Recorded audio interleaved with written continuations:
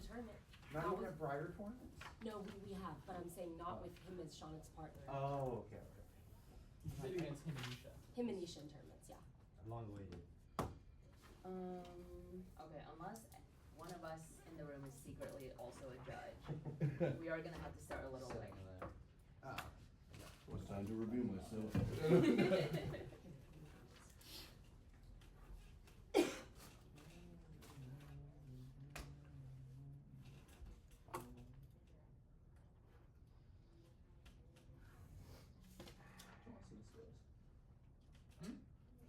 You guys are There's so- another rock actually pointing up there.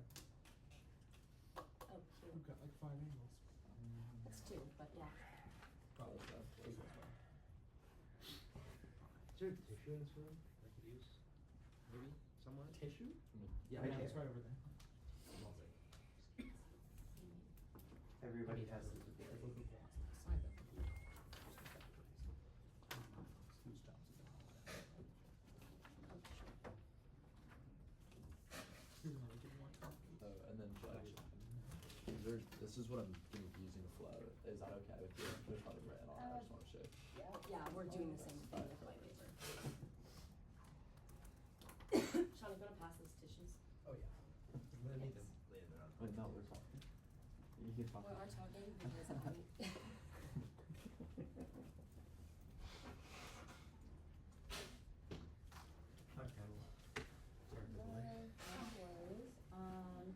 So I do think we have someone in the room recording the round. Fantastic. Press finished?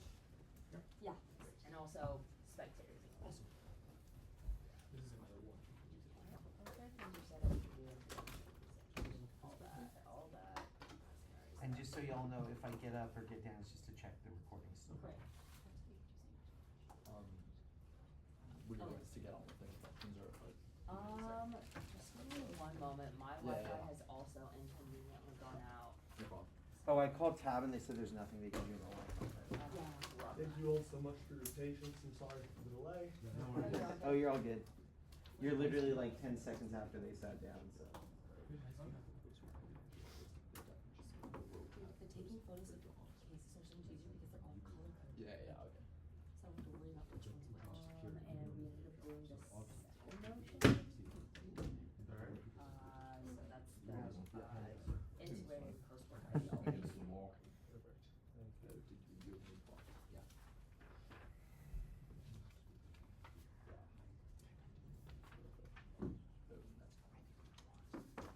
Cool. Yes.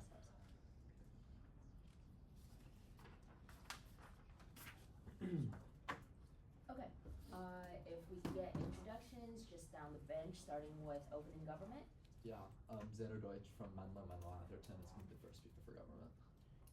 Second speaker for side government is Sean Kumar, he and pronouns. Oh, sorry. My name is Melanie Goldberg. I'll be the first and third speaker for the negation from Menlo MG. And I'm Henry Michigan. I'll be the second speaker from the negation. All right, perfect. Then with that being said, government first speaker whenever you're ready. Yeah, do you have the topic, by the way? Or, Yeah. Okay, perfect. Can you guys just say the topic once just for the recording? Yeah, sure. This House believes that the progressive movement should integrate post-work ideology into its messaging. Alright, read that right? Yeah. Perfect. Cool. Are judges okay with off-time no knocks just throughout the round? Don't care. Okay, it'll be quick. Just some top case observation and then 2 advantages. Is anybody not ready? My time begins in 3, 2, 1. The progressive movement loses when it only reacts. We win when we offer people a better future, not just a less bad one. Post-work ideology gives the progressive movement a moral vision, a world where freedom includes freedom from the obligation to work to survive. As the government, we have the burden of framework. Let's get right into that. This House is going to be the leader of the progressive movement, and generally the progressive movement is going to be, a turn-of-the-century political ideology focused on furthering social and political reform. We can look at, today in the U.S.-centered progressive movement, people like Bernie Sanders, AOC, Ilhan Omar, for instance. These are people who are trying to push the social and political reforms into a into a progressive ideology. The way mechanism is going to be what's best for the progressive movement. Some background on that, or also some other definitions, right? Post-work ideology ideology in general is a world in which you are like further from job obligation. So this can look like UBIs for people. This can look like a shortened work week. And the mechanism is that right now we think the messaging is going to shift into that. That looks like 4-day work weeks eventually, and then like moving into this stage. It's not just all going to happen at once. That said, let's get into some background context, which is that the progressive movement inherently fails today. We tell you that recent polls indicate that the favorability is as low as 20%, which is the lowest it's been in its 33-year history. We tell you that Donald Trump led among working class voters nationally by about a 47% or by about like a 47 to 48% margin over like the Democratic candidates. And also we tell you that like the party has like shifted and like faced pushback for its identity politics rather than appealing to working class voters as a whole. We tell you that white voters without college degrees were like Republicans' largest voting base and outvoted like Harris's voters by like 73%, which just signals to you the importance of getting these working class voters, and the progressive movement has failed to do it. We tell you that in the status quo, you're only going to see the progressive movement continue to fail to generate votes and garner support because the Republicans are ahead in what's known as like these culture wars that we see today. That's so let's move to the advantage number one, which is that of the narrative. The thesis for this argument is the glorification of labor under capitalism creates toxic cultural narratives that actively undermine mental health and dignity. Integrating post-work ideology into the progressive messaging is key to letting the movement not just win policies, but also the broader American identity. The warrants for this are multifold. First off, workism is creating mass psychological harm. Burnout is the new baseline. 76% of U.S. workers report symptoms, right? Workplace stress caused 120,000 deaths annually, according to Harvard in 2023. When the left ignores this emotional trauma, it abandons the people and how it abandons the people it claims to help. The second point here is narrative violence. Capitalist narratives shame the poor and glorify the grind. Black women are 60% more likely to be diagnosed with anxiety, but culturally shamed if they actually rest or take a break from work. The third point is Gen Z is like a post-work curious. 64% of Gen Z voters report poor mental health. 70% say the current system doesn't work for them. According to Pew, this is a clear chance to win a generation back. The fourth point is that if care work gets dignified, unpaid labor props up societies, right? Children, elderly, emotional labor, but it isn't counted as work. The impacts here are twofold. First off, mental health liberation.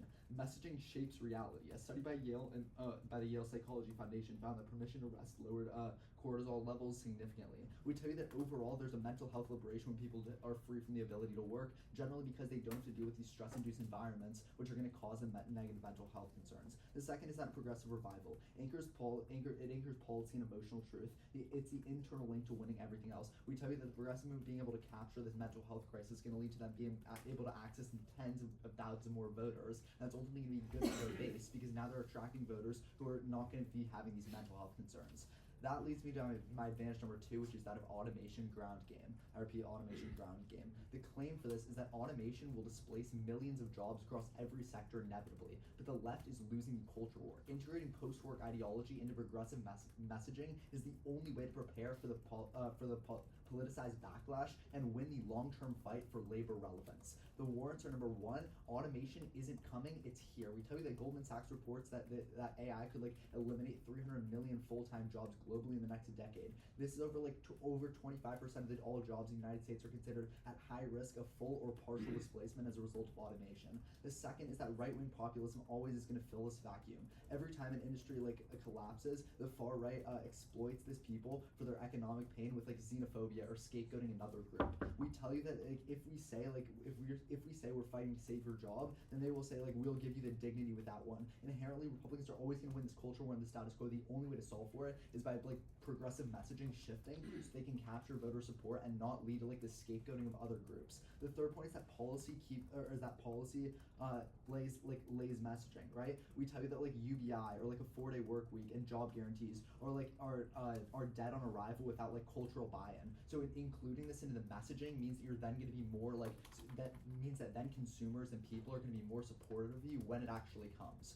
And then you also tell you that messaging makes this policy possible. The only way for you actually to implement policy is to basically tune voters towards it by giving them messaging over decades, right? You can link to a ton of things.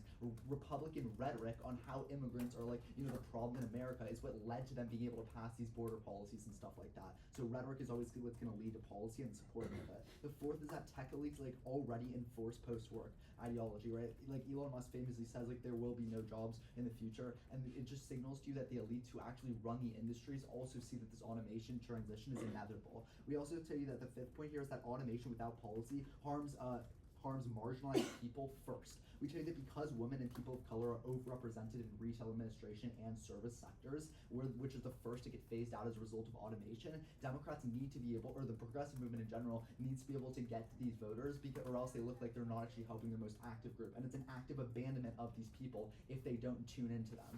Then we tell you that the sixth link here is that of resentment. Pressure, like the pressure of the post-work ideology says that this was like inevitable and we knew the future. Yet if we get there and then people are regretful about the progressive movement because they never actually messaged it beforehand, then they look late to the party and they look even more reactionary, which is what leads into them losing elections like they do today. The impacts of this are threefold. Number one, it avoids political collapse. Every industrial disruption causes a populist like wave. Preemptively framing like the issue avoids being steamrolled. Look to like 1930s fascism or like 2016 Trump is a sign of this. The second is that it swings voters. More people are inclined to vote for a realist party. And we also tell you that like those who are marginalized, which is a high impact in this debate around net benefits, are gonna uniquely feel more like pride towards being in the progressive party because they feel like they were actually saved as a result of this. And then the third thing is there's a more grounded movement. It's better for long-term strength. For these reasons, I'm so proud to propose.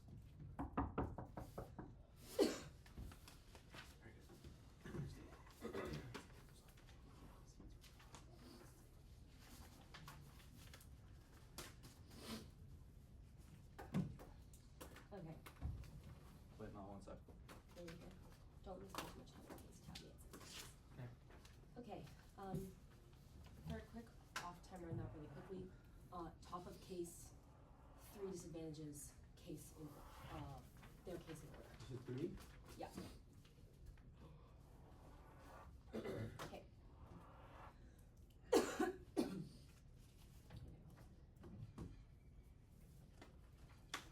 Everyone ready? Yeah. Sorry. No, good speech. Alright. My time begins in 3, 2, 1.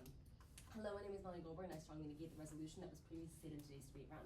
So let's just get into the framing. So first off, we agree with the idea that like this should be on their topic case. We agree with the idea that like this should be the weighing mechanism should be what should be best for the progressive movement. But I want to dive into that a little bit deeper.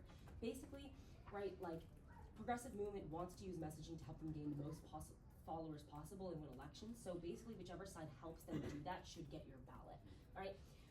Furthermore, too, like another observation under this, which is that the left-leaning people are always going to be a part of the progressive movement. AOC is never going to vote for a candidate like Trump over a candidate from her party, even if there are some policies in that party that she may oppose, right? Or the voters of AOC. And that being said, because of that, so whichever team gives the proposed messaging that gives the progressive movement the most amount of middle leaning or like a little bit left, like independent or like a little bit right voters should win, because it's not the people on the very far left that are going to be deciding elections, but rather the people that are in the middle, right? Like that's just kind of swing states how we know things to be true. Okay, so that being said, let's go into our first advantage, which is going to be alienation of the working class. It's going to be pretty contradictory to what my opponents have already told you. Uniqueness, the first point here is that the political campaigns of Donald Trump have gained success because of support among blue-collar union workers in Rust Belt states. So, for example, in both 2016 and 2024, it was Michigan, Wisconsin, and Pennsylvania that put Trump over the line. The second uniqueness point is that blue-collar workers decided the 2016 and 2020 election. So Trump won white voters in these states by 4% in 2020 and 16% in 2016. Biden was able to improve among many non-college voters over Clinton by 5 points, which helped kind of cinch his victory. And the third unique point here is that Republicans are swinging over white working class voters. They won 48% of the vote in 2008 and 62% of the vote in 2016. And furthermore, the fourth unique point is that we produce an increasing number of manufacturing output now than we did 20 years ago, but we have fewer manufacturing jobs. Due to automation. And I'll get into why that's important later. The fifth uniqueness is that why do these voters support Trump, right? They support them because they are worried about automation and globalization. The entire world knows that a society, and I'll get into this a little later, is concerned about the feasibility of my opponent's so-called like utopia. yeah, if everyone could live in a world and just like, you know, get paid UBI and like, you know, society functions well and we're still at the top, we have a military, like that would be pretty great. Like I understand that. But the issue is the feasibility of that is super, super low. And therefore people are worried that endorsing, this is a key point, endorsing automation makes them responsible for it. Because if you go out and you say, oh, I endorse automation, and then 20 years later all these jobs are gone, well, who are you gonna blame? Oh, the people that supported it, right? Secondly, a study by Oxford Martin program found a strong correlation between job loss from automation and increased support for Trump. So literally the opposite of what they're saying, right? And the Brookings finds that the more workers feel the industry is automation vulnerable, the more they tend to support President Trump because he's very targeted towards keeping those jobs. The links here is that one, adopting messaging around automation will drive these critical voters out of the party. This is what we've already seen, right? And the second link here is that this dooms progressives in the electoral college. You can't win because of the blue wall, right? Like you can't win those blue collar states if they all support Trump because they're fearful of automation. The impacts is just obviously less votes, and that's pretty bad for the Progressive Party. Second disadvantage is that UBI is unfavorable to many people. So the uniqueness here is that the Pew Research Center study found that 87% of adults identifying as conservatives oppose UBI of around $1,000 per month, which is the basic assumption of the basic thing proposed. 65% of moderate liberals even oppose the same policy. Moderate liberals.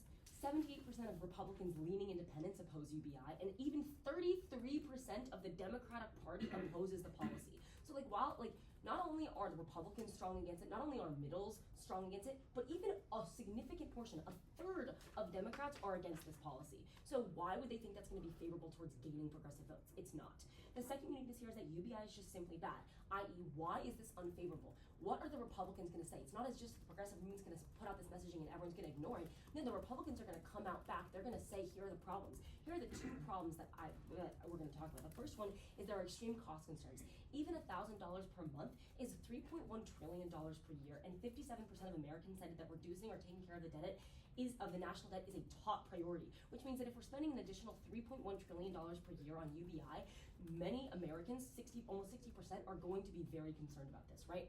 Then also, the second thing that people are concerned about is this decreases incentive to work, which is the kind of the American dream, quote unquote, pulling yourself up from your bootstraps. This is it's very ingrained in the Republican Party specifically, especially in the middle, as in you can work your way to the top. If everyone doesn't work, there's no way to there's no way to kind of move up, and you're just stuck, you're complacent forever, which we've seen in past examples, like historical examples like Russia and Mao's China are just simply not effective. The links is just obviously that people won't like my opponent's plan, right?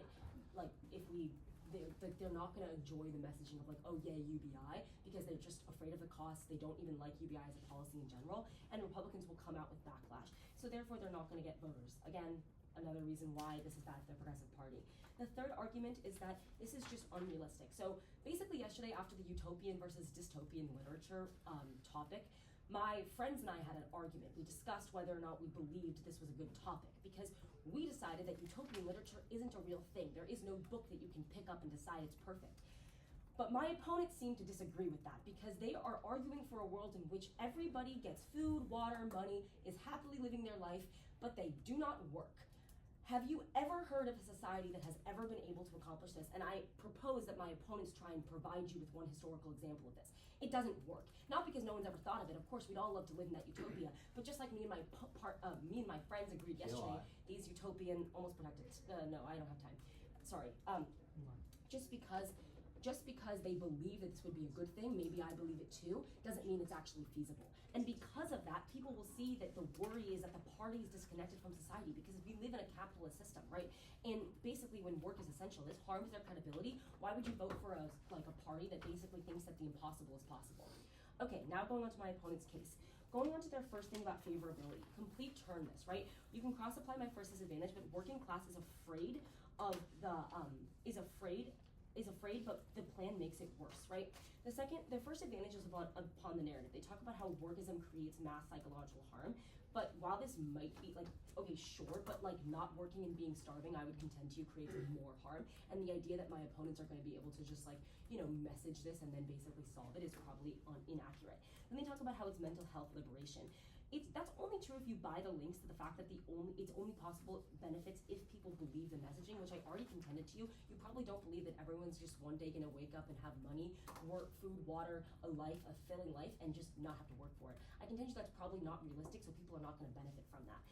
On their second argument about automation, again, cross-apply my argument that endorsement is responsibility, right? If they endorse and all these jobs get lost, then basically they're gonna be held responsible. And they already told you all these jobs are gonna get lost, so you can just cross-apply that as well.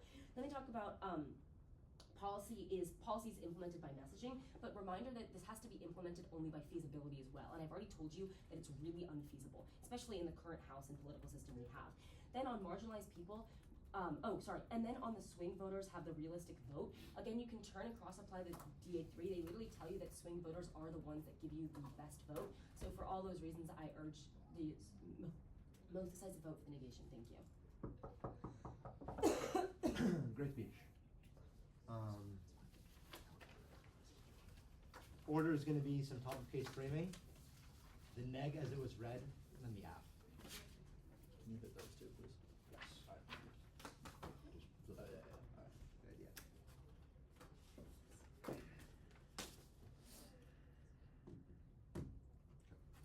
Time begins with my first words.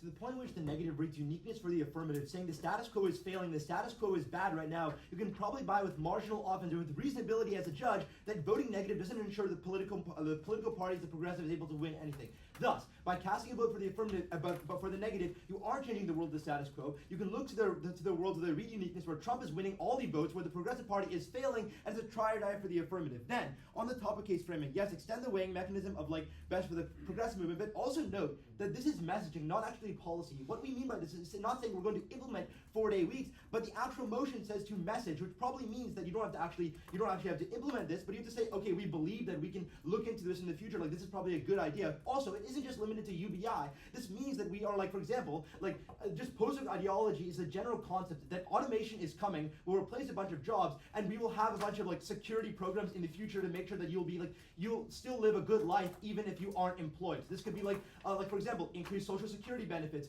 or just like more just general like comfort when like you lose your job or you don't have a working like a job because your automation replaces you. That's the entire concept of post-work ideology, not just UBI. So they're kind of, well, I'll get into it later, but the Decide 2 just doesn't really apply here. Okay. On the disadvantage one about alienation, they just read uniqueness for us, so I think the only contention we have is on the links. So on the links here, they say that, okay, this is the key argument of the negative.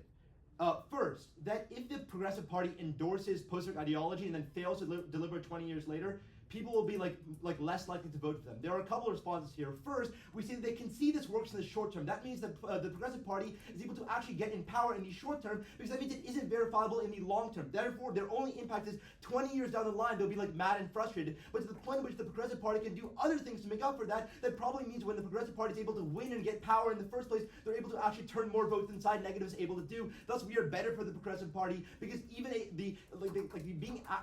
like getting access to power in the short term is the internal link to getting power access in the long term, which means we solve for the progressive movement far better than the negative can. But their second argument here is that Trump has this argument that working is like really, really good and it's like the American dream, and then when you take away jobs, people don't want to work anymore. But they drop our point that Xander beautifully brings up here, that Trump always blames job losses on stuff like xenophobia and immigrants, which means that Trump is using rhetoric to his power. Trump is turning the fact that automation and job losses are because of specific minorities and because of specific communities, which means if you buy that rhetoric, it's especially key in this round, and when the progressives and the Democrats are able to come out and say that inevitably automation is impossible, is inevitable, and that it's not because of these marginalized communities, but in fact, sure, it's because of the automation, these big tech giants, and we have your back just in case. This appeals to the working class, which, mind you, in the top of case we tell you, was the reason why Kamala Harris and Joe Biden, Kamala Harris and Hillary Clinton completely lost the election. We say here that blue-collar workers, as they read, are the most important demographic,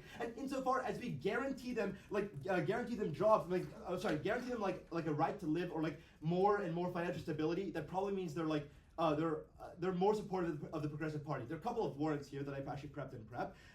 First here is Denmark, Sweden. These are two countries that all have UBI, all have kind of integrated post-hoc ideology. These are known as very progressive countries. The happiness rates of these countries are, You believe that Denmark, Sweden, and all the other countries you named have eliminated and made obsolete the need to work.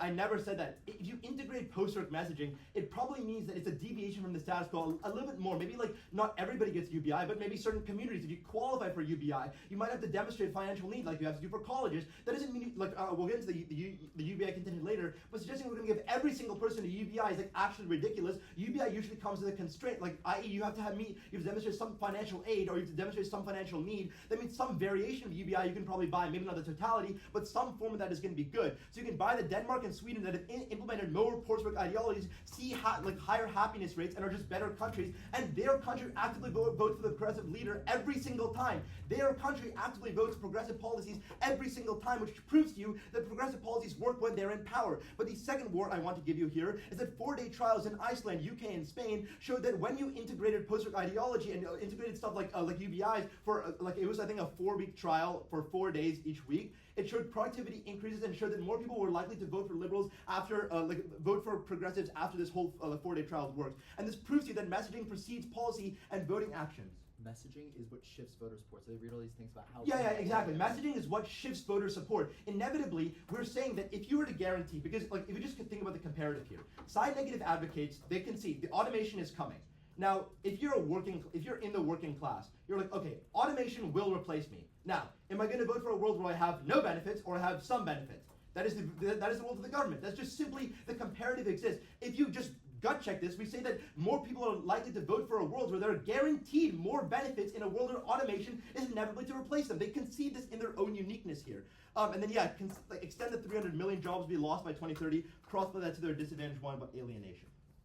Okay, so you can really just turn this here. More people will alienate on the side negative because they won't have access to jobs and to benefits after they get replaced by automation. On the side too about UBI, first of all, I think the first stat is I don't know, surveys are notorious for being really, really biased. I think this is definitely a very biased study. I don't know anybody that would oppose a UBI in terms of oppose a UBI in terms of the benefits they would get. I mean, we're not proposing to spend $3.1 trillion on a UBI, but policies like UBI, where you increase Social Security benefits or you increase benefits for those who are unemployed, are largely policies that are extremely favorable. A lot of people want to vote on those policies because they want to have job security, especially those who are in the lower class. Just gut check this. If you're a working class and you're more marginalized, and you see a progressive leader trying to advocate for policies that give you benefits when unemployed, you are more likely to vote for them. Don't just let their statistics just wash out all our orientation here. Just extend the fact that, okay, sure, and this is a big point too. Although it was true that in the past there was this great American dream to work, times have changed. They have conceded that. Automation is coming. Automation will replace our jobs. We have to have a shift in the mindset because clearly the status quo is not working. We have to shift our messaging, otherwise the progressive movement will continue to fail. Okay, on the third, I said about utopian. This is just largely not a good response for two reasons. First, we don't have to implement a UBI. We just have to implement similar like policies to a UBI. And also, this is very possible. It's very possible to increase our Social Security benefits. It's very possible to increase certain types of benefits for the unemployed and people without a work. And also, secondly here, UBI doesn't have to mean everybody gets a UBI. Sure, it is universal base income, but there's certain types of UBI that target people who are lower class and need more financial aid. So it's not utopian. It's very possible. This S3 just doesn't really work. The overview and the advantages here is it's just largely undercovered. They just cross-play their own disadvantage responses to the advantages here. But what you can cleanly extend here is that Elon Musk, the people that are running the industry, says that automation will replace. The narrative here is clear. Automation will replace 300 million jobs, a significant amount of jobs. Then, if you're a voter, what do you look to? You look to the Republican Party and the Progressive Party. Insofar as they concede, the Progressive Party right now isn't doing much for the working class, and that Trump is blaming them on the immigrants and on marginalized communities, conservatives are more likely to buy, and these middle ground voters and the working class are more likely to buy the rhetoric and the propaganda of the Republicans. But when the Progressive Party pushes out this rhetoric and this comforting narrative, you're able to actually see a shift in the working class. You have to extend automation harms the marginalized the most, which is the biggest impact in the round, insofar as the marginalized wants to have more and more benefits when they're unemployed. This cross-plays to advantage 2 here, where we tell you that overall automation game is happening, and then the only way to actually solve for it and increase the voting base for the Progressive Party is to vote affirmative. Thank you.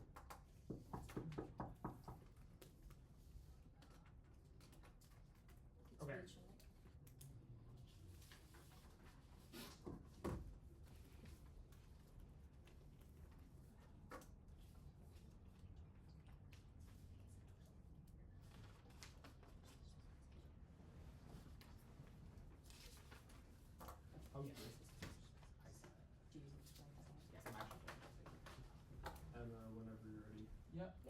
So order here is going to be, I guess, 3 broad overview points that I think are critical for the round. And then I'm going to do sort of very similar order to what previous speaker did. So I'm going to go on our case and some of their responses, some of the dropped arguments, and then their case, and we're going to do some line by line. Ready, Mo? Yeah, I'm good. Okay.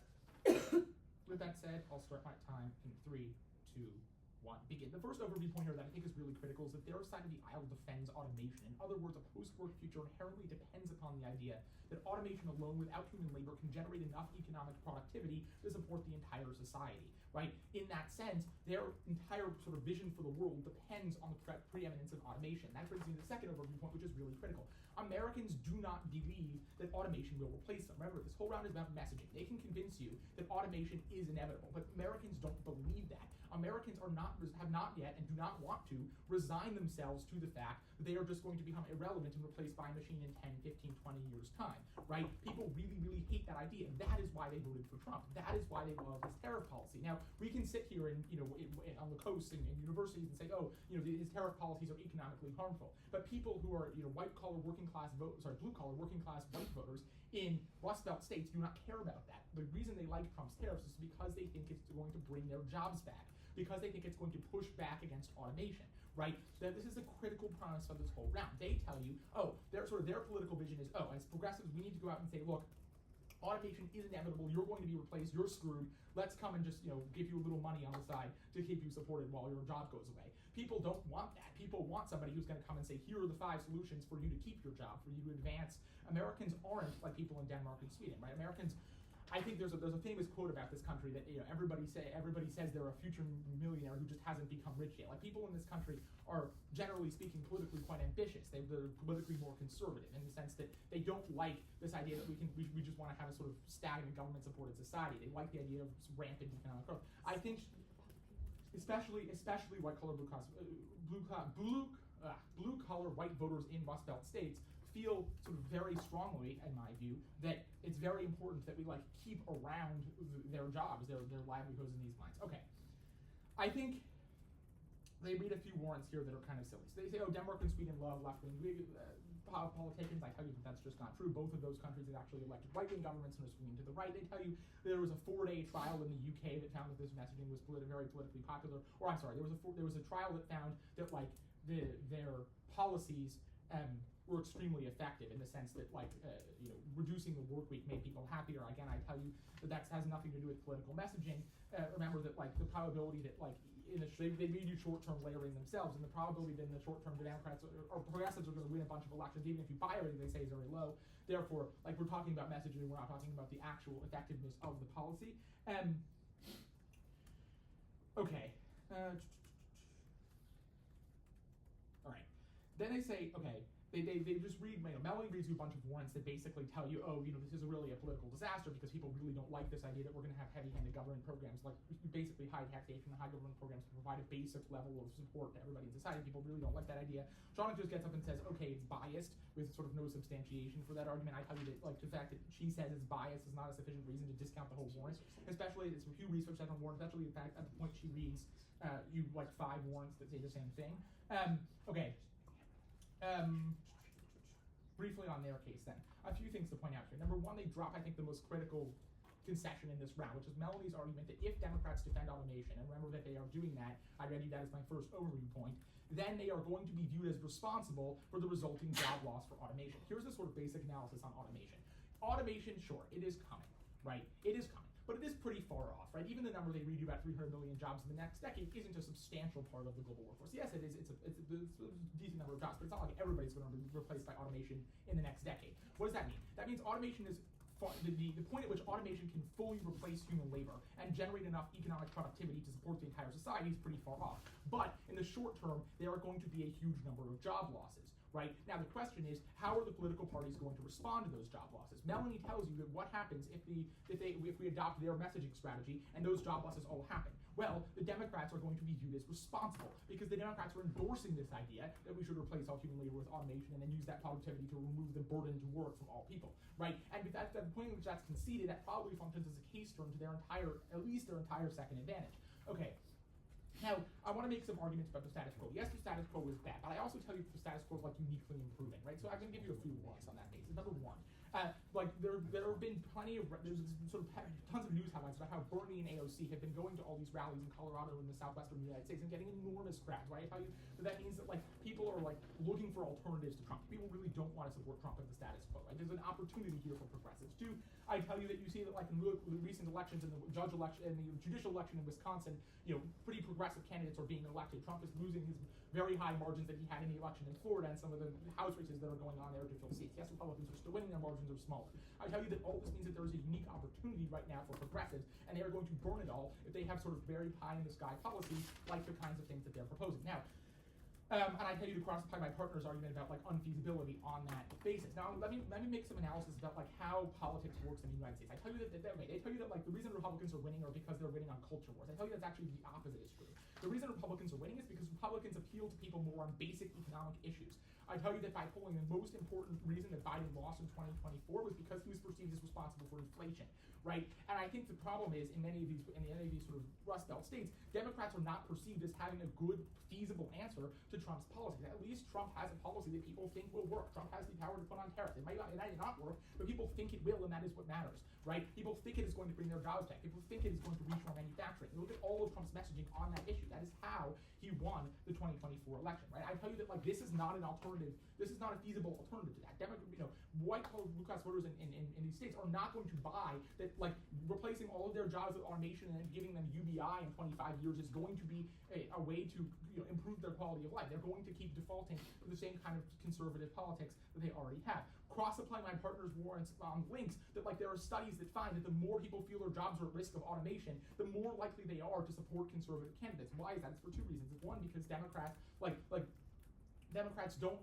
This is not a compelling policy alternative. They don't have a compelling policy alternative to offer to these working class voters, right? And secondly, it's because, like, people, again, this is sort of warrantation for my overview point that people really do not like the idea that their jobs are going to be lost to automation. What they want is not, in other words, what they want is not an alternative society. What they want is their jobs back. Okay, a few things here about like, I want to remind you that the framing for this round, which you can see and may read, is what is best for the progressive movement, right? I tell you that means that you probably shouldn't buy a lot of these works about how this is going to reduce stress for like marginalized people or how it's going to reduce the amount of overwork, because even if that's true, they have to implement the policy first. Again, Democrats are not winning in the short term. They tell you that like short-term impact should be prioritized too. Again, that doesn't have, that has very little relevance to like what's best for the progressive movement right now, even if it's good for marginalized people in the long term. Okay. Okay. Oh, and then they say, like tech elites are already saying the world is post-work. I tell you that like relying on Elon Musk as your warrantation is probably not very reliable as a warrant. And they say, and then yeah, I guess on the second contention, again, to reiterate, the really important turn there is that Democrats are seen as responsible. They endorse automation when a lot of people are losing their jobs in automation. On the first contention, I tell you that basically you can cross-apply all my warrants about how like Democrats are improving the status quo, but this is going to screw them over because it's seen as a pie-in-the-sky policy that's not going to solve anything, and it's going to push more people towards the kind of sort of crazy economic policies that Trump endorses.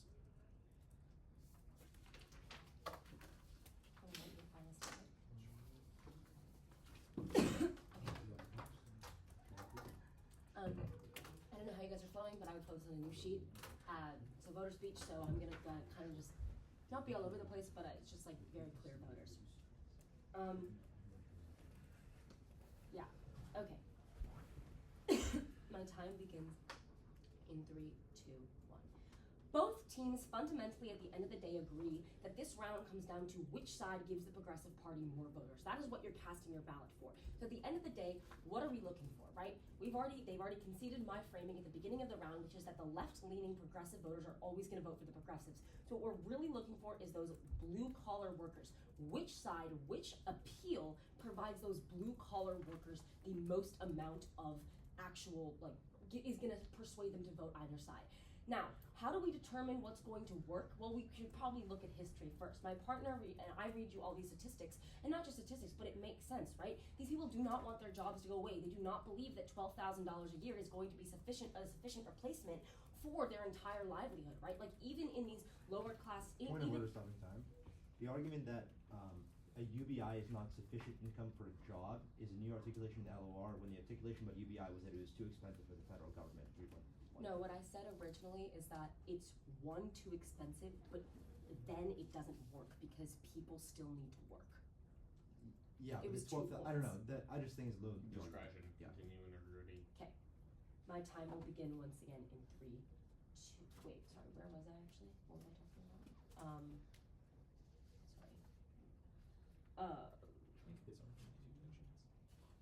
You have to continue. Yeah, sorry, okay, yeah, my time begins again in 3, 2, 1. So at the end of the day, we're looking, you guys are casting your ballots in favor of the side that's actually supporting these workers, right? We tell you that Brookings, Oxford studies all found that when automation vulnerable workers, sorry, let me get the specific number. It was like automation, When workers whose jobs sorry, are when vulnerable. workers whose jobs are vulnerable to automation, that also causes an increase in voting for Trump. Again, this makes logical sense, right? We tell you that Trump is opposing he wants to give them their jobs, right? In that sense, even if my opponents tell you that 300 million jobs will be lost, it doesn't really matter because people don't want that. They don't believe it's going to be sufficient. There's no, like my partner said, there's no real substantive policy alternative that my opponents have provided that will convince these blue collar workers that they don't need to work in the future. So, 2 really key reasons why no one is going to vote for this new progressive party that integrates the post-ideal or the post-work ideology, right? The first one is that no one is voting for a party that they don't believe will accomplish its goals. They kind of walk itself back. In the PMC, they kind of talk about how they're going to make work, the need for work obsolete, and then in the MG they go, oh no, we're only going to implement parts of it. Either way, it's not necessarily that feasible. The current political climate of the United States is not favorable towards UBI, is not favorable towards these policies, as we've seen with Trump. Trump is not keen on giving these policies out. That means that, and he won the popular vote, he won the Electoral College. We're seeing that people are not inclined to vote for a policy that they don't like, and furthermore, they don't believe it's going to accomplish its goals. Like I've been repeating over and over and over again, people do not believe that this not only UBI will be sufficient, but that it won't even work because it will bankrupt our economy. Now there's a key double bind here, right? Either there will be sufficient money provided by the federal government to give to people, which will bankrupt society, which is what I said in my first speech, and therefore it isn't feasible to sustain long term, or there's not enough money and people still suffer from all of the mental health arguments that my opponents tell you, right? So either they're still working and suffering with UBI, or they're Point of order, just calling the double bind a new argument. I mean, I think it's just a direct comparison of 2 arguments we've made, but you can, I guess, get rid of the idea that it's a double bind and just account for those 2 arguments separately if you prefer. Discretion, Okay. continue. Time begins again in 3, 2, 1. Now, once again, we would like to reiterate the second reason, which is that nobody wants this, especially the voters don't want this. 65% of moderate liberals oppose UBI. My opponents basically get up and they're like, oh no, this is biased. First off, I mean, it's Pew Research, but the logic behind why it's not biased is because 57% of Americans have their top priority being taking care of the national debt. UBI is exactly the opposite of that, and that's what people are scared of. They're secondly also scared of economic stagnation, which comes when people do not have the incentive to work, which is what I said in my first speech. Regardless of the statistics, at the end of the day, people are afraid of policies that remove the need to work and remove the American dream and will bankrupt our society in the process. 78% of Republicans leaning independent oppose UBI, and 33% of Democrats oppose UBI as well. It's just not a favorable policy, and it's not something that people like. So, who is going to win the Rust Belt states in this so-called election? The people that will actually change the election. So is it the people that want to take your job and give you $12,000 a year that you can never get more of, or the people that endorse the idea that automation is good at coming? People don't want that. My opponents are they're gonna tell you try or die, but judge, it is like trying to survive and holding your breath while somebody chokes you. It is trying the wrong way. They are trying to die. My opponents are making they're making society worse. So it might be not perfect, but cross-apply my partner's warrants about how, this progressive party is actually getting better. And my opponents are going to make it worse by alienating the working class who have already shown that they prefer policies that are anti-automation. Thank you, vote nay. Okay, quick order, just some framing, then some responses on the block, and then some voting issues. Is anybody not ready? My time begins in 3, 2, 1. I still sit here confused as to what an opposition world looks like and how it furthers the progressive movement. I tell you that the mechanism in which the progressive movement gets better is them winning elections. At worst, side government continues to lose elections, just like we see in the status quo, which is the world that opposition defends, because they don't have another counter advocacy. I then look at the fact that we tell you that on the net, in the status quo, marginalized people continue to get worse and continue to become oppressed because Trump uses otherisms and continues to marginalize these people. To the point at which this link just goes unresponded to, you can buy with 100% certainty that in the opposition world, marginalized people continue to get oppressed because they're never going to be, because the progressive movement doesn't offer another ideology. And then you can buy from there, the government's upside is that we are able to stop this otherization of these people and solve for these marginalized people. That said, let's go into some points that get brought up. The first thing they talk about is the overview on the MO on this point too, about how Americans don't believe that, but even if it is going to happen, about this automation blip. But we inherently tell you is that since it is coming, you can look to our impact level, which tells you that preemptive framing the issue avoids being steamrolled. Why is this important? We tell you that ideology being ahead of even voter concerns and being ahead of voter sentiment, like they read you a bunch of stats. We tell you being ahead of it, even if you might be losing the short term, is best for the long term because it means that overall people are going to see that you understood the wave that was coming. To the point that both sides can see that automation occurs and democratic framing will be ahead on it, progressive framing will be ahead on it, then they will not get steamrolled in the long term. So yes, you can buy that even in the government world, you may still lose in the short term as voters don't understand what's happening. But when automation happens, which both sides can see will be the case, then voters will see what happens and they will start to move to the progressive movement. Overall, being ahead of the curve on your framing is what's going to lead to the best benefits. The next place that you can look at is when they talk about this disadvantage number 2, which I guess is kind of what they try to go for. I'm not quite sure what the impact level is here. They basically are like a bunch of people don't like it, and that's a problem. And again, we agree with that. But they focus on how Shonik says that these studies are biased. But what they miss is when Shonik says that messaging shifts people's mindsets. Why is this important? This response answers to the entire impact level because we tell you that messaging is what's going to shift voter attitudes. And once voter attitudes shift and they start to support these policies, that is a good thing because then they're going to understand and be ahead of the curve and start shifting into a world where automation takes over. Now they say that this leads to like this collapse of the government because they're not going to be able to pay it out by the fact that like we can sustainably do this and we're not going to implement it. Shonik says you can implement UBI in certain ways in which it's not going to have these collapsing effects. Again, this goes unresponded to. You can just flow this through as it's not going to collapse the government. To the point at which their only other argument is this like link level on the disadvantage number 1, which is adopting messaging like drives voters out of the party. Just bias is entirely non-unique. They're already out of the party. That's why Trump loses, or that's why Trump wins, and it's going to continue to win, and the right-wing populism is going to continue to win. So you may be wondering, how exactly is the easiest ballot for you to be voting government in this debate round? There's a couple. The first off is on this idea of xenophobia. We tell you that in the status quo, because democratic progressive messaging is so far behind, people lose their jobs and then look to right-wing populism as an answer to their problems, and that's what leads to like xenophobia and these other terrible things. This is literally the easiest ballot in this debate round. By this, the highest magnitude impact in this debate round, because the xenophobia of people is 100% probable. We see it in the status quo, which is what side opposition defends, and it only continues to get worse as the progressive movement doesn't switch their framing, and this is what's worse like for the progressive movement because they're not actually defending the groups that they claim to defend.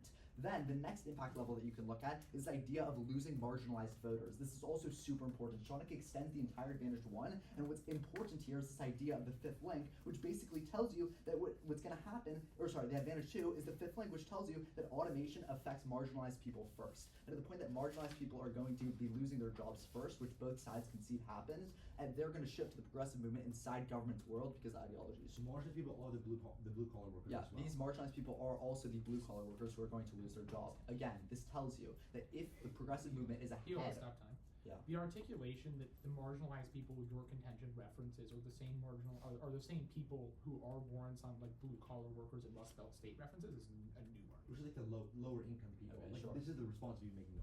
That articulation is. sick. Okay. Discretion and continue. Time continues in 3, 2, 1. To the point at which you can buy that marginalized voters are going to continue leaving the progressive movement as their jobs go away, and they're going to continue to turn this right-wing populism, which just continues this cycles of xenophobia and like marginalization of other people. You can buy with 100% certainty that in their world, the progressive movement just either dies or leads to like terrible outcomes for marginalized groups. On side government, we tell you that on side government, we inherently tell you like you can just vote easily on this idea that people are going to be worse off. Then we tell you that Democrats or the progressive movement is going to win more because people are going to come around when they lose their job to automation and see that the progressive ideologies work for them to begin with.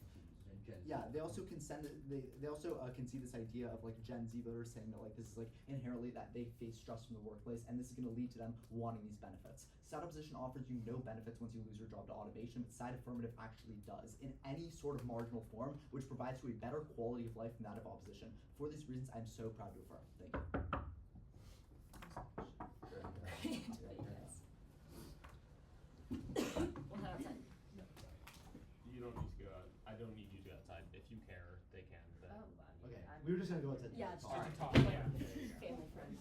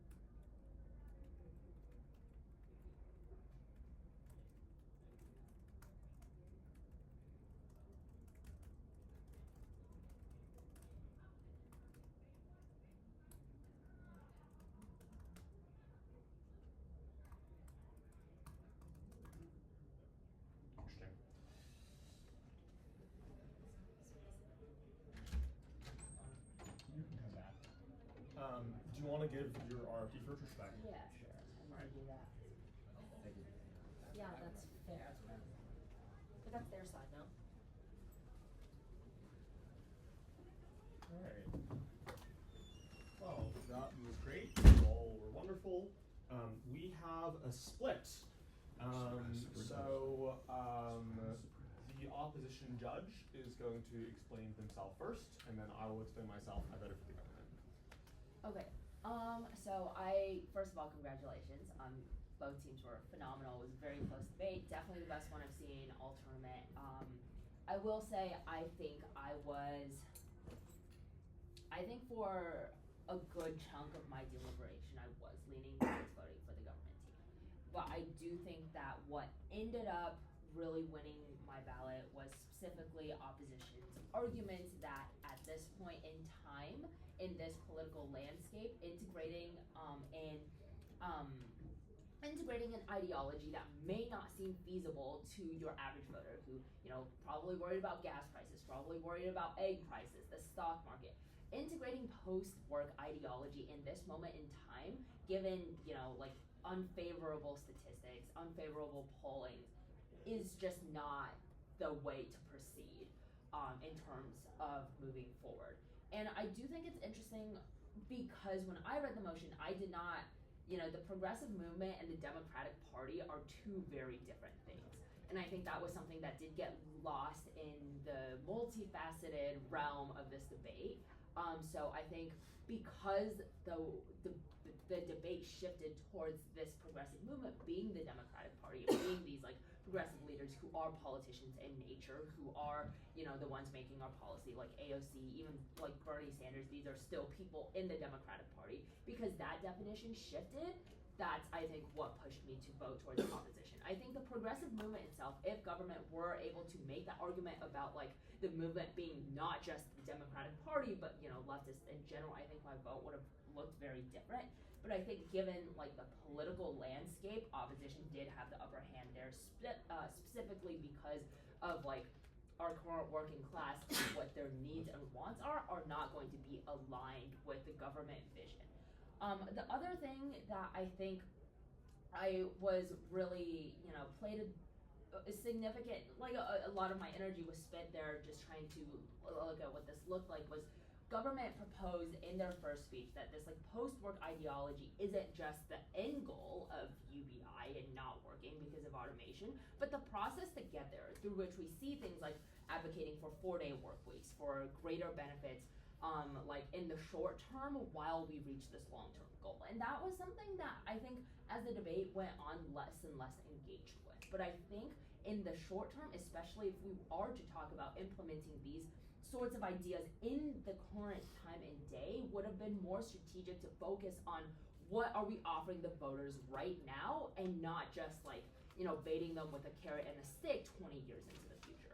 And so I think that was the main reason why I voted for opposition. I think I'll definitely have some time to mull over this and write more in the RFD, but I think that was the biggest thing that appealed to me was specifically how the actors in this round were characterized, and then how that would go into implementation in the real world. So I was the opposite. I very nearly voted opposition. And the reason why is I think government makes a mistake at the start with their weighing mechanism. I think reducing this debate to politics honestly makes it much more balanced and takes away a lot of Gov's offense, very nearly. So government gives me these great, and I'm going to go speech by speech in a second. Government gives me this basically great contention about how automation is going to screw everyone. Everyone's going to lose their jobs, and they're going to be miserable, and they have mental health.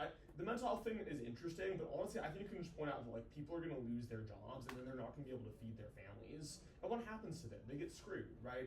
But you're telling me that doesn't matter unless it advances the progressive movement. I don't understand why you do this. I think this limits your offense, and I think the reason why I ended up voting Gov by a hair at the very end is that you pivoted. So I buy the point of order that the marginalized voters are not like the voters in the Rust Belt, because I don't think that was brought up earlier, but you did bring up earlier these marginalized voters, and then you bring up another point that you should have point of ordered but you didn't, which is that the marginalized voters will leave the Democratic Party. I think that Op makes a mistake, or just like is incorrect in framing the debate as only swing voters. And Gov doesn't really contest it until the end, but this idea that like the far left doesn't decide elections is just wrong. Like it's swing voters, but it's also turnout. And so if a bunch of young people and marginalized people don't come and vote for the Democratic Party, Democrats are gonna lose. I don't think they're gonna vote for Trump, but I do think they're not gonna vote, right? And so essentially government is able to basically save their contention very last minute by pointing out that it does have political impacts, which I do think is a new point, but I don't protect the flow, and this is not point of order. So, okay, we'll just go like speech by speech and explain my decision. You're all great, I gave you top speaks, this is the best round that I've seen so far, this was an awesome round. So, the PMC comes in and tells me that, you know, public ideology is a moral goal, and you don't actually, sorry, rephrase, you don't actually tell me a weighing mechanism. They tell me a weighing mechanism and you accept it. They're weighing, like, maybe I don't have this on my flow, I see a mechanism about how, like, you can shift to a post-work week starting with, like, 4 days. I don't have a weighing mechanism on my flow. Maybe I missed it, but the weighing mechanism that I end up using for the round is what's provided in the op opening that you don't contest. Sorry, which was it? What were they? Their weighing mechanism is we should look at what's best for the progressive movement. Oh yeah, okay. Yeah, I think that was your guys' Yeah. Yeah, I think it Okay, was on all both right. sides. Okay, so sorry, rephrase Yeah, that. it's You fine. made a mistake with your weighing mechanism. And I didn't flow it, but it didn't matter Yeah, because yeah. they reminded me. So anyway, your first contention is that the progressive movement is failing, which they are. And their favorability is nothing, and Donald Trump is winning the working class. Also, great organization and like signposting, and like I think that Menlo stylistically is very similar to me and how I did high school debate, which is really helpful because it's nice to flow. And the status quo and the links, it's perfect. You're great. Keep doing what you're doing. So you give me these links and you say that you're gonna win the narrative, and the glorification of labor under capitalism is super toxic. And everyone's freaking out, and there's all this like emotional trauma that the left is ignoring, which sucks. And so like, again, it's cool because you're saying like emotional trauma is bad because Democrats are gonna lose. But I think that if you have a different way of making it, you can just say that emotional trauma is like bad. Yeah. And the biggest problem with opposition, honestly, is like they're not actually solving the problem. Like they're saying basically, oh, like the messaging isn't gonna work, and everyone's always telling me messaging, and you're trying to do this thing where like, well, we don't have to implement, we just have to message. But like, I think you could implement, and you could help a lot of people, and it makes your case much stronger. And also, like, you seem to want to be doing that because you're telling me all this interesting stuff about how like marginalized people are gonna get hit first, which is great. Well, sorry, it's bad, it's terrible. But I'm not told why I care if it's political until basically the end, which is why I vote for you. And so the automation contention is great, and like there's a lot of clash, and all the stuff about right-wing populism filling vacuums when industries collapse is totally accurate and very scary, and like the problem with the world. And I also just like really like this resolution because I think it's super interesting. So yeah, all this stuff about like it's happening already. Fascism is bad. All right, awesome. So the opening opposition speech, you continue to go with the weighing mechanism that is great for you guys Yeah, because you're it's great. entirely political, basically. And so then you say this thing about like we only really care about moderates, which like I guess also is good for you guys. I think that you guys should have contested that, and you kind of didn't until basically the end, like implicitly. So okay, I think you started on your own case. Yeah, I think you did. So you have three contentions. You have the alienation of the working class, which is basically just like clashing their stuff. And I don't think you need to tell me that Trump is winning like white blue collar workers because they already told me that. And just like all of the uniqueness, they even point out like we don't disagree with your uniqueness. We're just gonna hit their links, which is part of why uniqueness and links is a great structure for what it's worth. Anyway, whatever. So, and you're like, oh, the feasibility, people vote for Trump because globalization and automation is what you tell me, which I think you guys should contest more than you do. You're saying all this stuff about Trump being like racist and xenophobic, which is terrible. First of all, why do I care if it's all just politics, right? Like, yeah, you need to, your weighing mechanism. And second, like, yeah, Trump runs on immigration. No one is talking about automation, which like kind of comes up a few times. Like the way you guys are talking, it's like Trump is saying the machines are taking your job, fuck the machines, Luddites all the way. And he's not. He's saying it's brown people. right? Which is part of why your argument is compelling, is that it's not brown people, it's machines, right? But they're telling me like Trump is saying, you know, AI is terrifying, you know, and you guys don't really contest that. So, you know, that mostly goes to you, which is great. You're lying, but it's debate, so whatever, you know. And so, you know, oh, we're gonna lose the voters, and like, you know, there's gonna be, we lose the voters. Okay. It's contention 2 is that UBI is bad. Whenever you guys say UBI, you're making your case a little bit weaker. And also, I have to point out, you guys pivoted to like means tested welfare, which is not UBI. This thing about like, oh, like you can have UBI, but it's not like universal, you know? Like UBI is by definition giving money to everyone. So just like drop UBI. Whenever they talk about UBI, like, I don't know. And you guys were basically correctly like, whoa, you know, post-work is not just UBI. But like, I think you should ignore UBI entirely, if I'm being honest. Or you should be like, UBI is great, and here's why. You have a whole long contention about UBI being bad.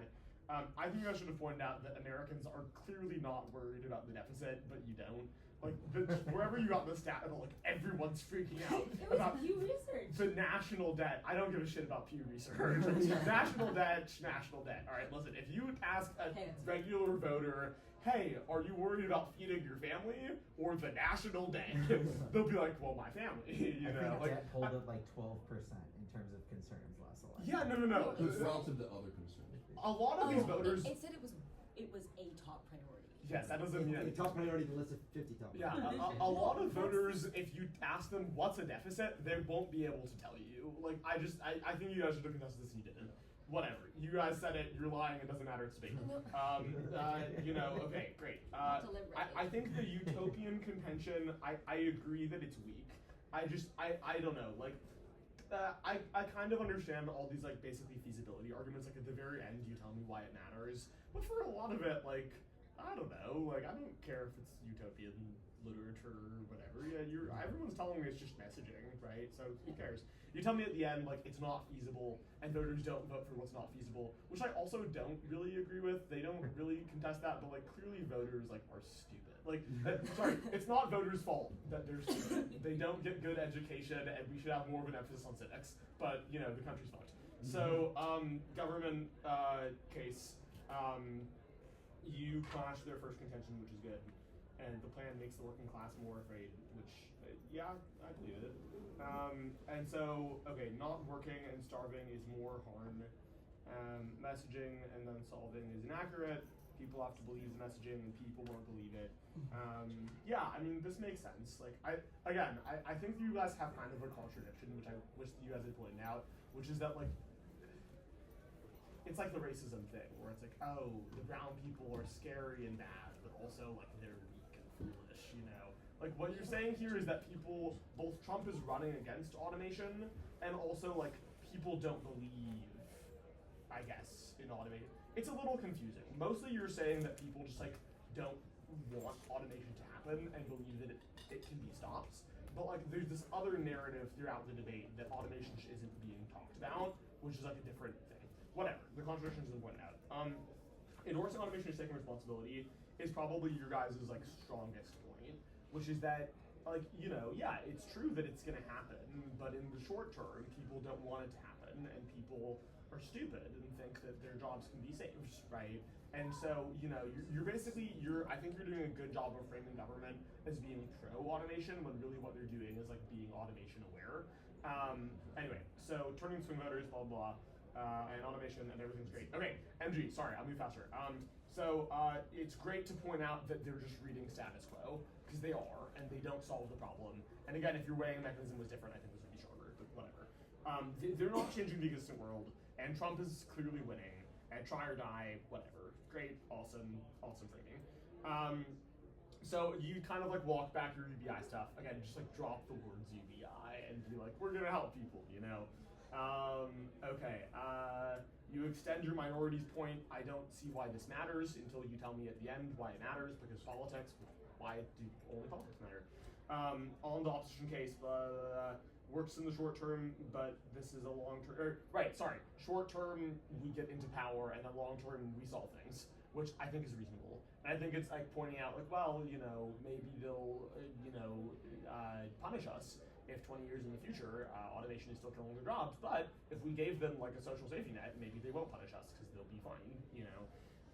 And Trump always blaming the job loss on like immigrants and stuff, and he's using job loss too after minorities. Like, why do I care?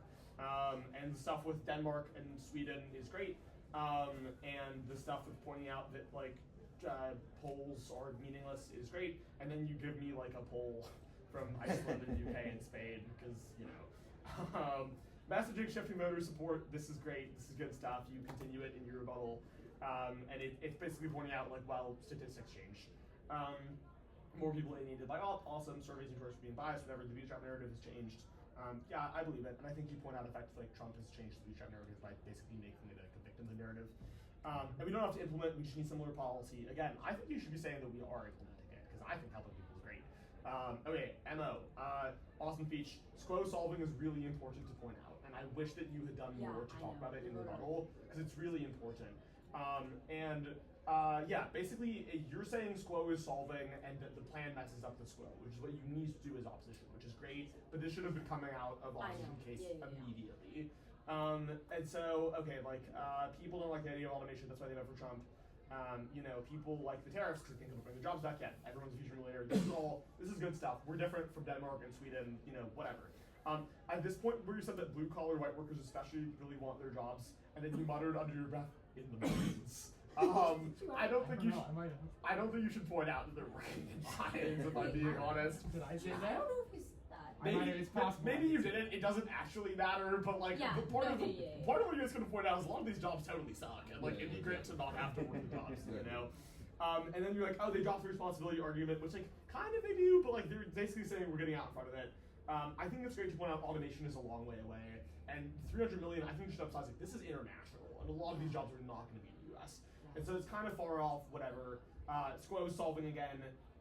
You know, tariffs seem like they might help. People don't want an alternative society, they want their jobs back. I wrote this down because I think this is a great point. I don't think Americans are utopian oriented, and that they just want their jobs. You know, they love, like, you know, it's in the mines, but they love it, right? Like, you know, and then MO on the up, and Denmark and Sweden swinging right. Are they? I don't know.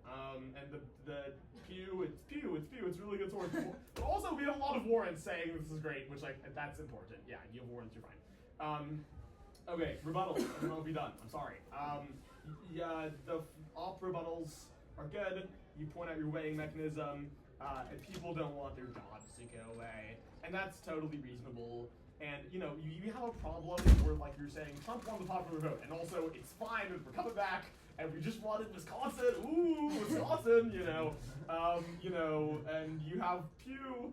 And people are scared of stagnation, and you know, you're pointing out like, you know, they're trying and dying, which I love that line, you know.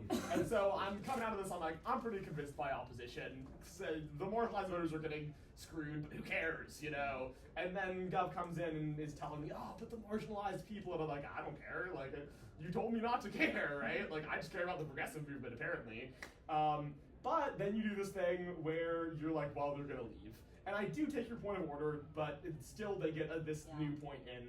And I really buy the proactive framing, basically, is a lot of what it comes down to. And that, like, getting out in front of this is good. And that short term we might lose, I don't think you should concede that for what it's worth, but I do think it's good to point out, like, long term we're gonna win. And like, I think that, I don't know, I wish there had been more weighing of like why short term versus long term matters. But like, minus that weighing, I have to intervene. I don't like intervening, but I have to. And I skew towards long term because long term is long and everything, you know. So I vote Gov by like a hair, and I give you all very high speaker points. This is a great debate. I'm sorry for my long RFD. No, this is Thank you so much. Thank you so Great, much. awesome. Oh, where did I just not make them? Oh, sorry, the reason I was on my phone is because I was looking for parents. We should put it again on the replay because each one is really good. Thank you. Right. I appreciate it. And by the way, did you even did you catch that they totally switched long term, short term? Yes. Maybe that's why he didn't Henry weigh wrote that. Henry wrote that on Yeah, purpose. right. Sean That's said actually short term, long term. You can't, and they can do that in the final speech. It's fine, but it's just a total 180 of like. Yeah, what let's you do said it. to We really should have called that PLO, huh? I don't think. Well, yeah, that you had the first PLO was good, but then there was a second PLO. And Yeah, that I was mean, my I'm mistake, honest. right? I'm gonna make a hot take. Ready? I've done this so long that I actually think if you PLO the second one, I think you probably still would have voted for that. No. You don't think so? The second one is the only reason why I care about minorities. Would you not have voted on the preempt? We're rooting for you. What is There's it? not an M18. Or not preempt like in debate jargon, but they're preempting That's the what I class. want. That's what I want. So it's Do you gonna think happen. they're breaking nines? They're preempting the class. Sure. Yeah, I'm not sure. Like in 20 years in the line, That's when all I they're hear. like, the protesters were right. So in that sense, you will probably vote for me. No, because you're just telling me all this stuff about minorities. Like the rebuttal is You know so what? focused on the At least minorities next getting time we fucked. debate, And we you sidewalk know, time. I don't, Look, I'm not, hate I all can't of vote in them. that then, even though I really want to. So, Right, let's go. The parents are supposed to be coming out right now. Where's my bag? Should we leave it outside? Nope, it's here. Oh, we so nearly won that. Yeah, Hey, be better on hold that. on. Games great speaks. You like did a my good speech? job. Okay, You liked your speech. Honestly, it was 1-1. That's a good result.